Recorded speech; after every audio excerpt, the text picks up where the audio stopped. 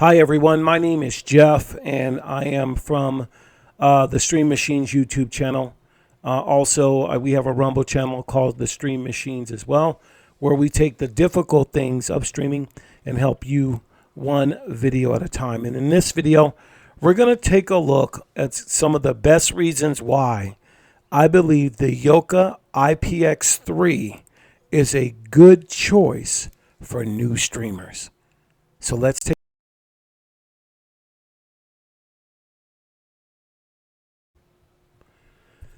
Hello, good people. Thank you guys for tuning in to this hopefully short but informative video. We are the Stream Machines, where we take the difficult things of streaming and help you one video at a time. And we're grateful for everyone that is here. Go ahead and give me a thumbs up if you like this channel, like this content, and share it with someone it could benefit. So why do I believe the Yoka IPX3 is a good choice for new streamers? I'm going to give several reasons, maybe 4 or 5, and let's just jump into the video. So there's so many good boxes out there. I mean, I've been very, very pleased with my research, and I've landed on this Yokatv IPX3. I used to, if you don't know, really into Formula, but Formula devices are still probably the number 1 or 2. I think Yoka has passed them for several reasons in my next video. They're just very difficult to get in the States, very hard to get, and you don't see a lot of people talking about Formula devices anymore, really, unless you already have one, then you know. All right, they're very, very good. They're actually the standard in streaming.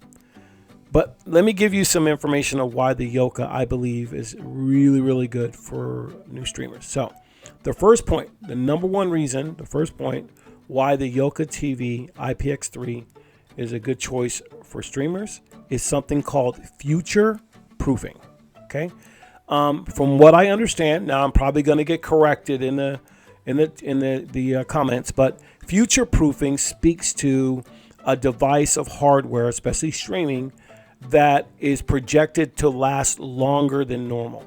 It's future proofed. So some of the specifications on it gives you confidence as a consumer that it's going to be around a while. So for instance, this device has 4 gigabytes of RAM and 64 gigabytes of storage. Plenty of storage. Okay.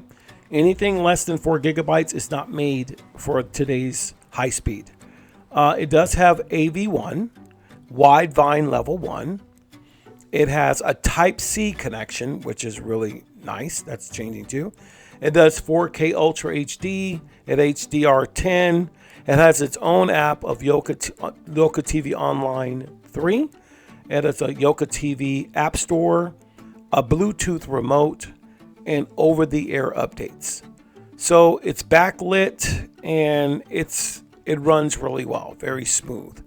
Future proofing says it runs Android 14.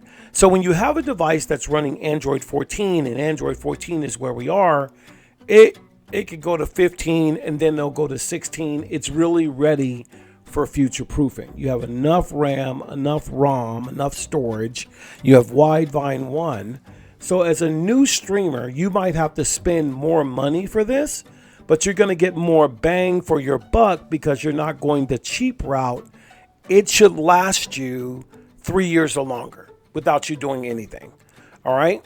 I'm not going to say that for sure, but it's been my experience. When you buy a top end box, better price than on, better specs than on, or Fire Stick, or any of those lower level devices, you're going to get more bang for your buck. So future proofing is a great thing that helps out a lot. The second reason why I think the Yokatv IPX3 is a good choice for new streamers, it helps you ditch the risky DIY tools. In other words, it helps you ditch those tools that are kind of sketchy. So on a traditional Android device, installing premium cord cutting tools or media centers usually requires a lot of steps. All right. But if you have an up-to-date device, you can ditch trying to get this storage and then connect your Wi-Fi to this storage so you can sideload different apps. A device should be ready to go so you're not having to do these 3 and 4 steps. So as you look at my device, I have several different stores here. Not only do I have their app store, okay, I have a Unlinked store. I use Unlinked. TV Wiz is another great one that I did a video on that New Tech did. And then the ATV store, the most recent one. Okay, so if I click on TV Wiz, it's a whole wizard that's going to show you, what your network is. When I turn on my privacy, how much storage I have, I can refresh, and then it has my apps and those different things down there. So this is a very good one that you can get from New Tech. It's absolutely free. Then you have the ATV store. And what I mean, why is that so important? It's because this is the easiest way to install things even off your device, and even I can put the ATV store on a smart TV. So when you have something where you don't have to go through all the rigmarole or whatever you want to call it, all the steps to get what you want as far as what you're looking for, it makes it really, really easy to get the apps that are available to you as a consumer. And so this way you'll know exactly what those are, and you should be able to install those very easy. So that's what I believe the Yoka IPX3 is, why it's a good choice for new streamers. So you don't have any typing to do. No file managers needed, and it's verified security, so it's locked down. All right. The next thing you want to know is that is the chipset advantage. And what do I mean by that? The chipset behind anything that you click on this device makes it run really, really smooth and quick. Okay. It has everything that you could be looking for, whether it be the Google Play Store. It loads up very quick. And the reason that is, the apps featured in this environment right here, is optimized on the Amlogic S905 X5M processor with the 4 gigabytes of RAM and 64 gigabytes of ROM. So it makes things run a lot smoother because it has a lot of storage space. It eliminates a lot of buffering as well. When you have the good chipset on a great device, again, with the future proofing, you don't have to always buy a new device every single year.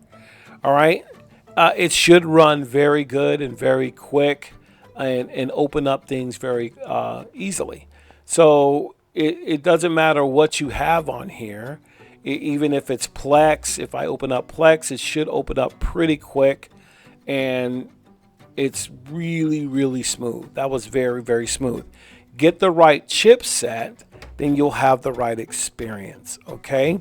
The last reason why I believe this device is a good device for newbies is the hands-free maintenance. The maintenance on these devices run in the background. They run very, very quickly. When I go to the OTA update, you're going to know if there's an update. It'll tell you. If there is an update, it will run in the background all by itself automatically. You don't have to trigger it. You don't have to do anything like that. So it gives this silent execution. So the system automatically checks the store, checks for firmware updates, and it maintains compatibility. So because it's the right device and it's future proofed, it will always, at this time anyway, not 3 years down the road, fetch what it needs to fetch to make sure you're always on the latest version. And that's pretty important for a newbie, especially if they're going to invest in something that is a little bit more expensive than what their friends or family or whatever they're doing are investing in. And so this is one of the main reasons why I believe this device is a very good device for new streamers. I look forward to seeing you guys in the next video.